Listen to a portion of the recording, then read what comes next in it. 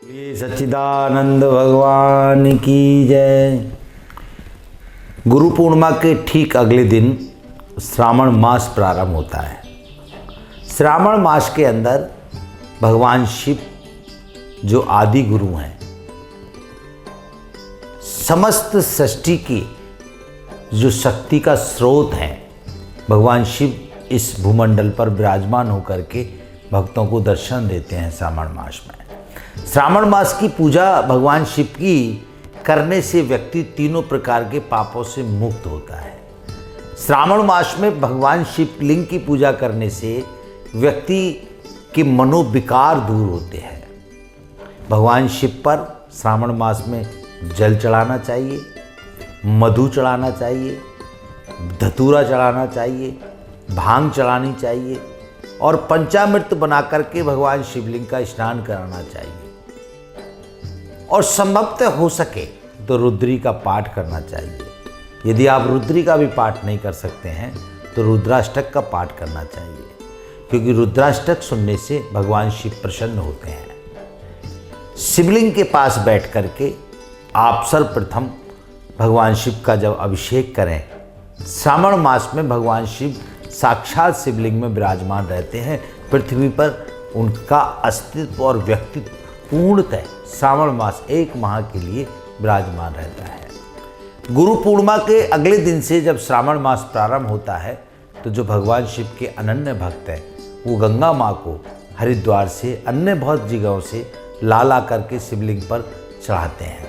भगवान शिव की जटाओं में ऐसी गंगा पूर्णतः विराजमान है, परंतु भक्तों की श्रद्धा है, भक्तों की निष्ठा है, भक्तों की भक्ति है कि जब वो गंगा जल को अपने कंधे पर रख कर के कावड़ के रूप में लाते हैं तो उस लाने में जो समय लगता है भगवान शिवलिंग तक आने में, जिस शिवलिंग के प्रति उनकी श्रद्धा है, जिस शिवलिंग के प्रति उनकी निष्ठा है, उस शिवलिंग तक पहुंचने में एक एक पल भगवान शिव का स्मरण होता है, एक एक क्षण भगवान शिव का स्मरण होता है।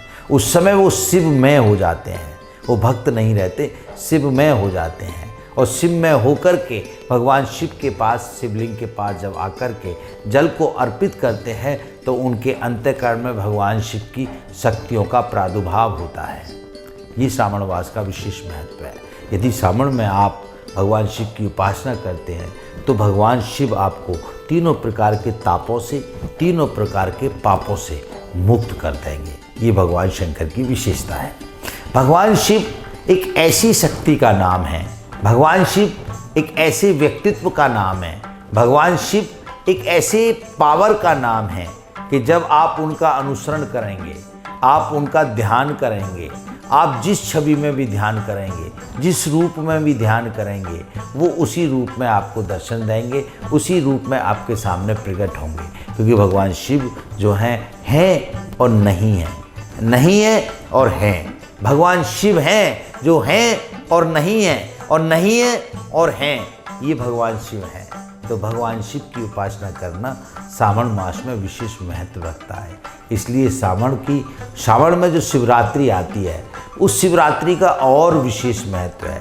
श्रावण मास में चारों पहरों में भगवान शिव की पूजा करनी चाहिए, रात्रि में भगवान शिव की पूजा करनी चाहिए, क्योंकि भगवान शिव रजोगुण, सतोगुण, तमोगुण तीनों गुणों से युक्त होकर के इस पृथ्वी पर श्रावण मास पूरा एक माह विराजमान रहते हैं। भगवान शिव जो आदिदेव महादेव, जो संपूर्ण सृष्टि को, संपूर्ण शक्ति सृष्टि में अर्जित करके सब भक्तों को देते हैं, शिव शंकर भोलेनाथ, उनका उपासना, उनकी साधना, उनका व्रत, उनके लिए पूजा अर्चना करना, जो श्रावण मास में पूजन अर्चन करता है वो तीनों प्रकार के पापों से मुक्त होता है। तो आप सब लोग श्रावण मास में भगवान शंकर की उपासना करें। जिन बेटियों की शादी नहीं हो रही वो श्रावण मास में शंकर भगवान की उपासना करें। जिनके कार्य रुके हुए हैं वो श्रावण मास में भगवान शंकर की उपासना करें। जिनकी पुत्र प्राप्ति नहीं हो रही वो श्रावण मास में कंटिन्यू भगवान शंकर की पूजा उपासना करें। भगवान शंकर उनको पुत्र भी देंगे। जिस बिटिया को वर नहीं मिल रहा उसको वर प्रदान करेंगे, जिसका कार्य नहीं चल रहा उसका कार्य प्रदान करेंगे। और मधु जरूर चढ़ाएं। भगवान शंकर को प्रसन्न करने के लिए मधु अति आवश्यक है। मधु चढ़ाने से भगवान शिव बड़े जल्दी प्रसन्न होते हैं और जब भगवान शिव प्रसन्न हो जाते हैं तो अपनी समस्त शक्तियों को अपने भक्तों को देने के लिए तत्पर रहते हैं, क्योंकि वो भोलेनाथ हैं। हमारे तीनों देवों में वो ऐसे भोलेनाथ हैं जिसने भी उनको अपने मन से, अपने हृदय से, अपने विवेक से, अपनी बुद्धि से उनका स्मरण किया, वो उसी समय उसके हृदय में प्रकट हो गए। और दूसरे नंबर वो महाकाल भी हैं, संपूर्ण शक्ति महाकाल, और जिसके साथ वो होते हैं उसका कोई काल कुछ बिगाड़ नहीं सकता, इसलिए उनको महाकाल भी कहते हैं। इस समस्त पृथ्वी पर 12 ज्योतिर्लिंग हैं। 12 ज्योतिर्लिंग में भगवान शिव के 12 स्वरूप हैं। अगर संभवतः हो सके तो आप श्रावण मास में 12 ज्योतिर्लिंग के दर्शन तो नहीं कर सकते, परंतु 12 शिवलिंग बना करके अपने घर में, अपने मंदिर में, अपनी जगह उनकी उपासना कर सकते हैं, उनकी पूजा कर सकते हैं। तो 12 ज्योतिर्लिंग की आपकी पूजा होती है। 12 ज्योतिर्लिंग आपके हृदय में शक्तियों सहित उतर जाते हैं और उनसे आपकी शक्तियों का प्रादुर्भाव होता है। ये शिव श्रावण मास की विशेष शिव की महिमा का मैंने वर्णन किया है।